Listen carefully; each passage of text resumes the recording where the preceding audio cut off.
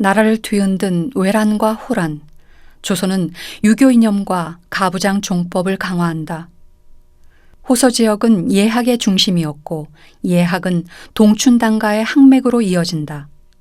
이 호연제는 예학의 종장인 사계 김장생의 적통을 이어받은 동춘당 송중길 선생의 증손부가 됩니다. 동춘당의 예학 사상은 가래의 종법 정신을 중시하였고 그것은 그의 가문적 전통이 됐습니다. 따라서 호연제는 자연히 예가의 며느리로서 그의 사고와 삶이 주자 가래적 제약을 받을 수밖에 없었습니다.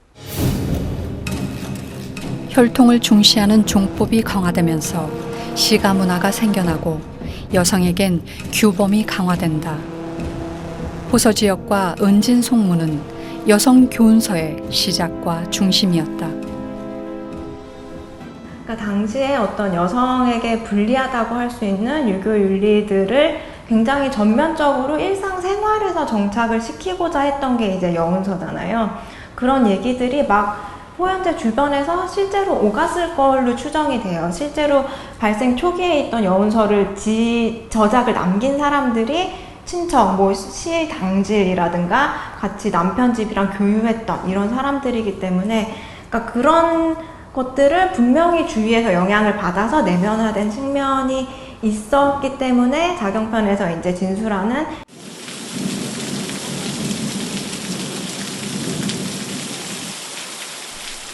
조선에서 보고 느끼고 당당히 말하려는 여성은 소의 주인공일 뿐이었다. 하루하루 쌓여가는 뜨거운 정막을 호연제는 시로 토해낸다.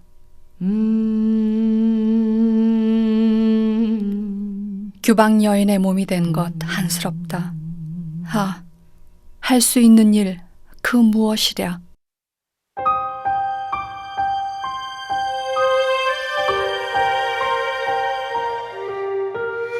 뜻이 있어도 말할 수 없고 글이 있어도 감히 할 수 없네. 소리 삼키며 통곡하니 눈물이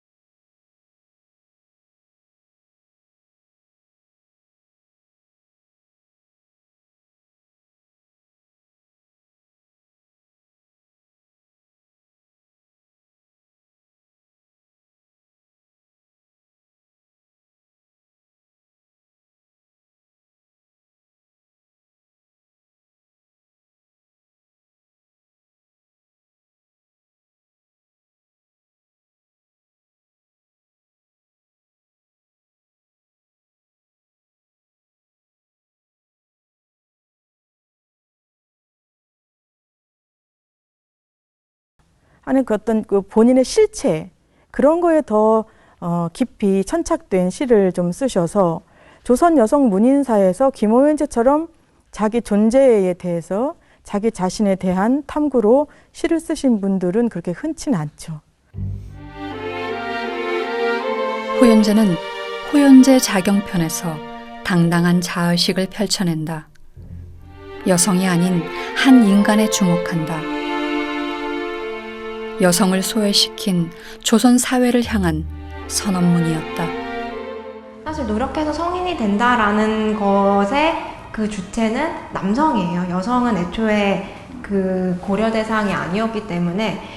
하지만 호연제가 자경편에서 얘기하는 것은 분명히 여자는 남자와 다른 존재이긴 하지만 여성임에도 불구하고 어떤 성현을 지향해야 하고 자기 스스로 그렇게 함으로써 자존을 회복했던 측면이 자경편에 분명히 드러나고요. 호연제는 그것이 남성이다 여성이다고 하는 것 자체를 뛰어넘어서 하나의 인간으로서 어떻게 살아야 될 것인가 그런 부분에 있어서 아주 좋은 귀감이 될 만한 그런 분이라고 생각을 합니다.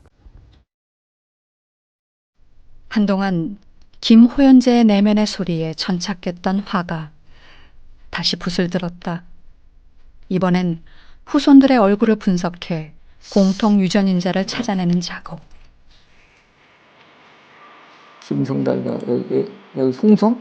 아니고 여기 이호가 여기 이제 이 새 얼굴은 약간 갸름하면서 약간 길쭉한 북방계형의 골상을 가지고 있고 만났던 후손들의 얼굴 중에 북방계형 얼굴을 따로 구분해 분석을 이어간다.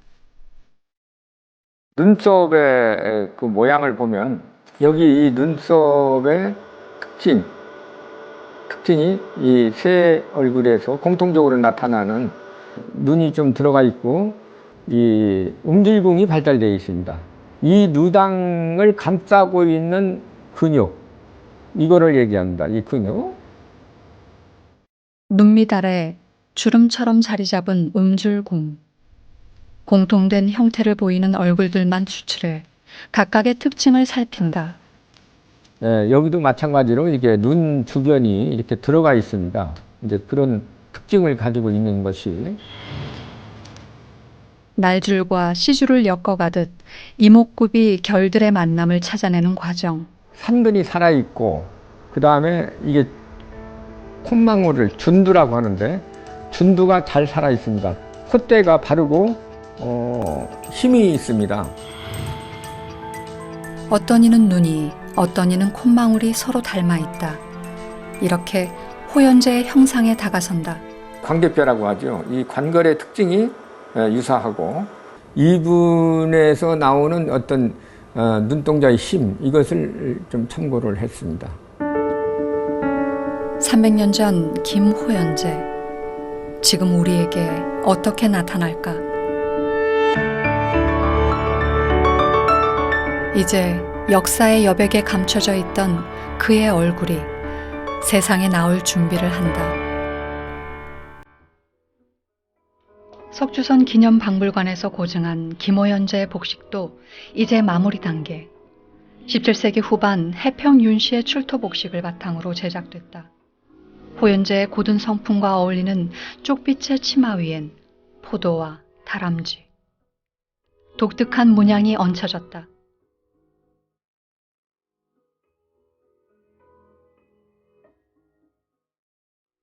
의복은 시대를 반영한다. 입는 사람의 지위와 취향을 넘어 당시의 사회제도와 관습까지 품고 있는 또 하나의 역사다.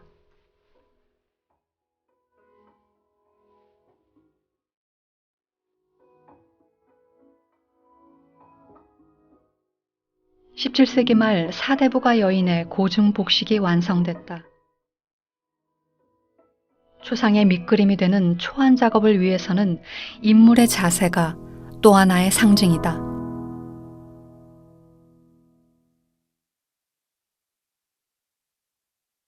화가는 머릿속에서 수도 없이 그렸다 지우기를 반복한 호연제의 얼굴을 손끝으로 불러낸다.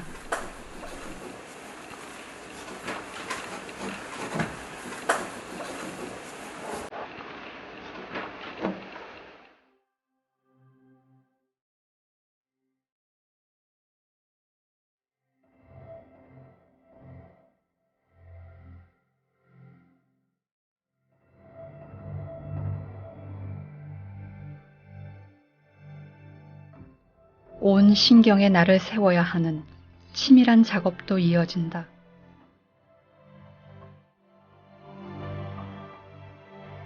(300년의) 아득한 시간과 공간을 넘나드는 화가와 호연제만의 소리 없는 만남.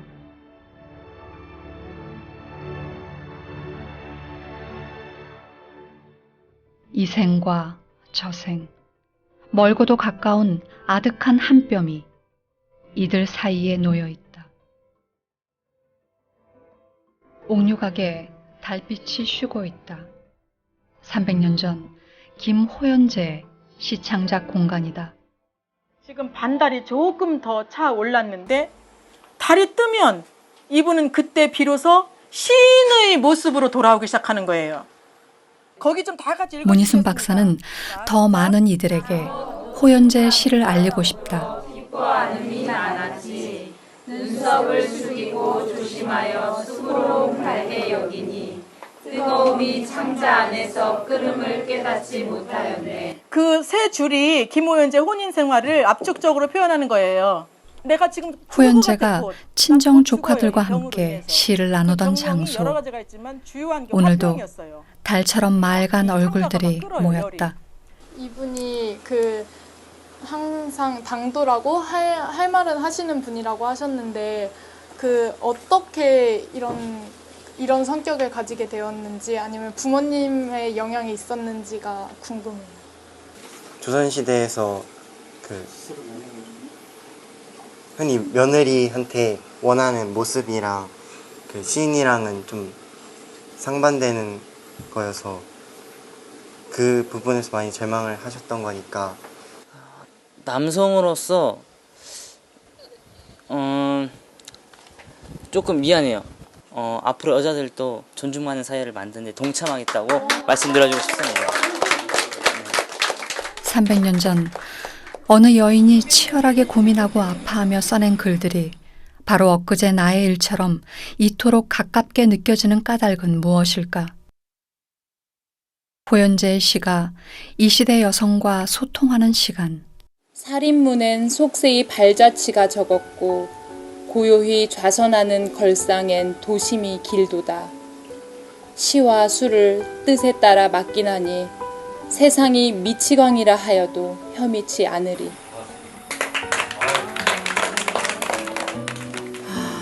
이 호연재의 시를 읽고 나니까 정말 공감이 되는 게 너무 신기했고요. 조선시대 여성으로서 정말 주체적으로 스스로 살으려고 했는데 그게 안 되고 또 외로운 이 삶이 정말 이 시에 묻어나는 것 같아서 가슴이 아팠습니다. 그리고 한 인간으로서, 여성으로서가 아니라 한 인간으로서 주체적으로 좀 다른 사람한테 보여주고 하려고 했던 게 좀 느껴져요. 내가 생각하고 있었던 표현할 것을 제대로 못하고 좀 마음이 아파요. 그냥 지금 시대에 살았었으면 되게 멋진 여성이 아니라 사람으로서, 인간으로서 되게 우리가 많이 따르고 막 이랬을 것 같은데 너무 안타까워요.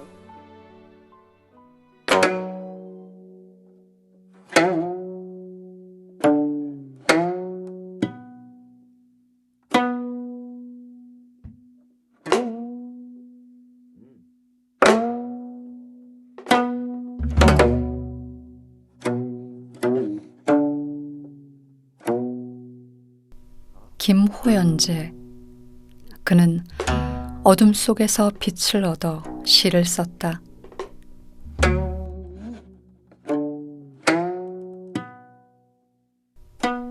어둠은 그를 새로 태어나게 했다.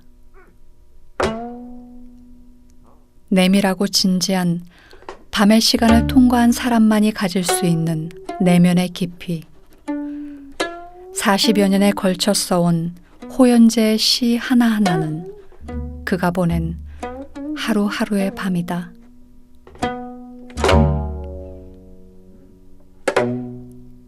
밤의 문이 열리면 밀물처럼 호연재의 심상이 밀려든다. 화가는 넘실대는 시간의 바다에 앉아있다.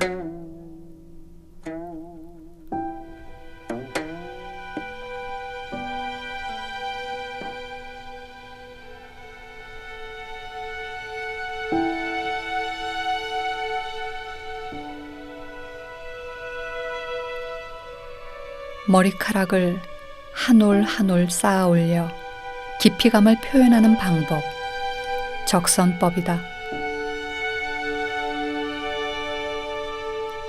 명암으로 인물의 입체감을 살리는 서양 초상과는 달리 조선시대 초상화는 인물의 피부결, 머릿결, 근육의 조직까지 내밀하게 살려 깊이를 표현한다.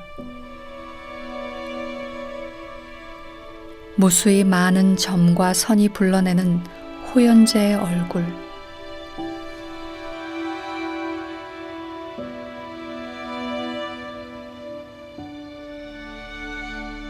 호연재의 얼굴과 손에 나타나는 그 표현 기법이 이제 육리문법인데, 이 육리문법은 조선시대 영정 기법의 진수라고 할 수 있습니다. 그러니까 아주 예리한 짧은 선과 점으로 이루어진 그런 기법인데요. 그 육리문법을 표현함으로 해서 그 얼굴이 훨씬 더 생동감 있게 살아 움직이는 것 같은 그런 느낌을 줍니다. 얼굴을 보면은 이렇게 이상할 정도로 직각 이마에 가느다란 초생달 눈썹을 하고 있습니다. 이번에 호연제 얼굴에 그려진 화장법이 진수 아미 화장법이라고 합니다. 철저한 고증과 전통의 기법으로 완성되어가는 호연제의 얼굴.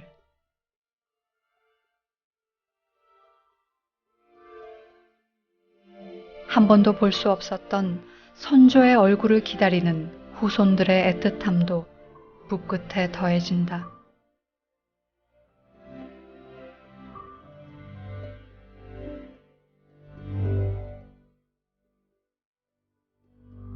그리고 내내 떠나지 않는 소리. 호연제가 시를 통해 세상에 전하려 했던 목소리다.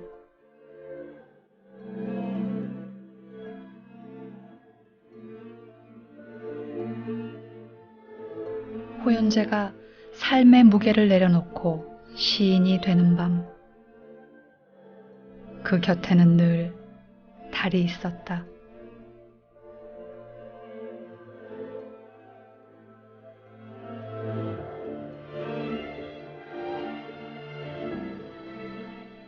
그에게 달은 깊은 생각의 우물이자 스스로를 비추는 거울이었다. 동양과 서양에서 공통적인 그 상징성을 찾자면 여성입니다. 여성. 달이 상징하는 것은. 그래서 여성에 대한 그 욕망을 표출하는 것이라고도 할 수가 있어요. 그래서 여성이 가지고 있는 그런 것을 뜻을 펼치기 위해서 달을 계속 얘기를 하고 있는 것이고, 달의 얼굴이 다양하듯 호연제의 시 속에 뜬 달도 때론 따뜻했고 때론 차가웠다.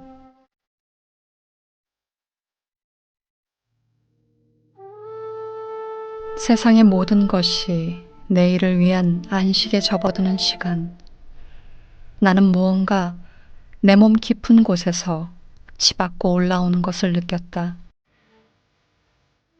나는 이리 살기를 바라지 않았다. 이리 죽기도 바라지 않았다. 늘 봄을 그렸지만 나의 계절은 끝내 겨울이었다. 달이 밤길을 걸어가는 이 속도로, 달이 이지러졌다 다시 차오르는 이 열망으로 나는 살아야겠다. 달빛이 이끄는 새로운 세상으로 오래 아파하며 살아야겠다.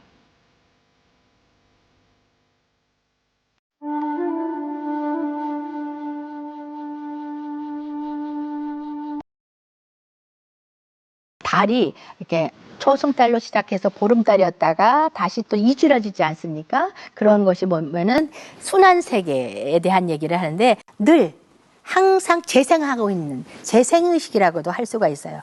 그러면서 이렇게 거듭나는 그런 얘기를 하고 있다고도 볼 수가 있어요. 그래서 늘 깨어 있으려고 노력하는 의식이 그 속에 투영되어 있다고 볼 수가 있는 거예요.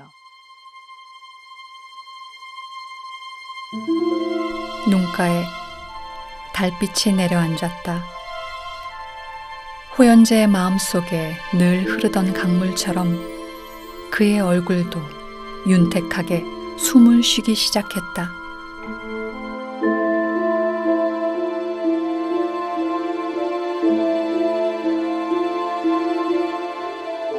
추상 작업이 무르익어 갈수록 화가는 호연제의 얼굴에 다른 얼굴 하나가 겹쳐지는 걸 느꼈다.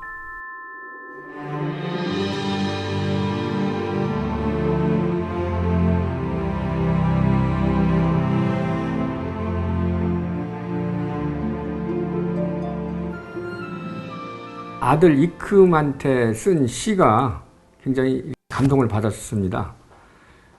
그것은 이제 제 어머니를 생각하게 하고 또 아들에게 이렇게 드리는 어머니의 마음, 그것을 잘 표현했다고 봅니다.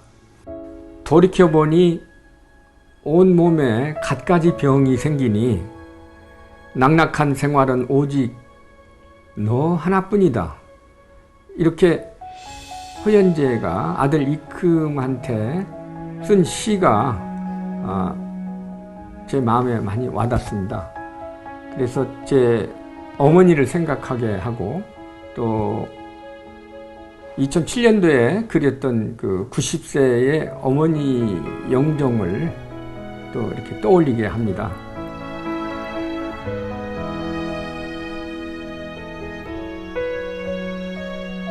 돌이켜보니 쓸쓸한 생애에 오직 너 하나뿐이로구나. 아들아, 병든 어미의 절실한 부탁을 저버리지 말을 거라. 1년 후 호연재는 세상을 떠났다. 그리고 300년 후 화가의 붓끝에서 다시 태어났다.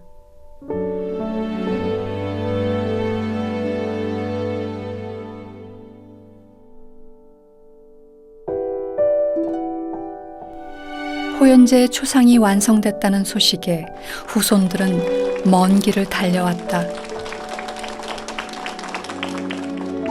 영정을 만든다는 문인숙 박사님으로서 소리를 듣고 참 신기하구나. 이렇게 많이 참석해 주신 여러분들께 진심으로 감사의 말씀을 드리면서 몇백 년 전에 인물을 초상화를 그리려고 이런 노력까지 하는구나 해서 새삼 감탄을 했습니다. 오늘은 당신의 초상이 세상에 공개되는 날, 삼라만상의 숨소리조차 허락지 않는 김호연재를 연구한 지 30여 년 만에 문희순 박사는 그의 초상 앞에 떨리는 마음으로 서 있다. 시대의 아픈 현실과 직면했던 당신.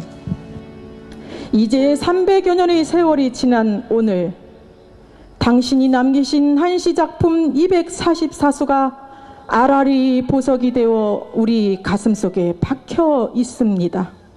부디 우리 곁에 살포시 나려오시어 우리의 정성을 받으시고 흠양하소서. 하나, 둘, 셋.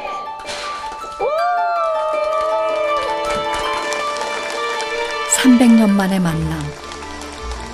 자신의 실존을 글에 담은 시인 김호연재.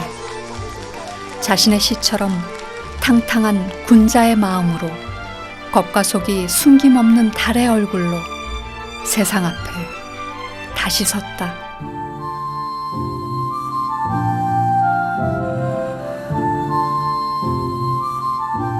영정이 살아계신 생생한 모습을 대현하는 것 같아서 너무 참 잘 됐다고 생각합니다. 딱 제 앞에 나타나신 모습을 보니까 정말 뜻도 이어받고 허투루 살지 않는, 오늘 이번 기회에 할머니의 살아계신 모습 보는 것 같아서 후수로서는 정말 감개무량합니다.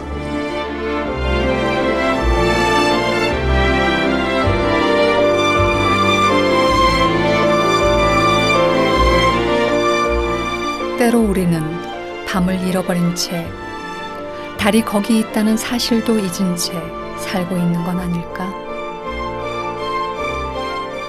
매일 밤 보이지 않는 달의 뒤편까지 바라보며 생의 빛과 어둠을 낱낱이 기록했던 김호연재. 김호연재의 손길이 묻은 한 장의 편지. 김호연재는 자경편에서 부부의 도를 강조한다. 부부의 화합과 공경을 일깨우며 한 줄의 글을 남긴다.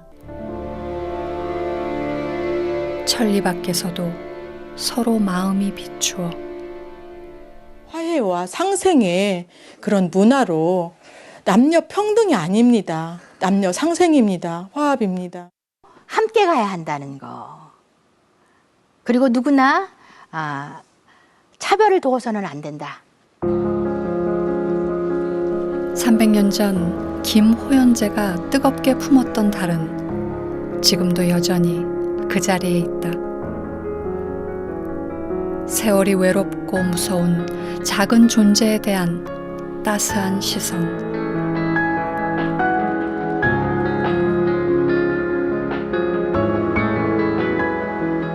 수백 년 전에도 달은 넓은 세상을 비추며 세상살이 겨워하는 마음들을 살피며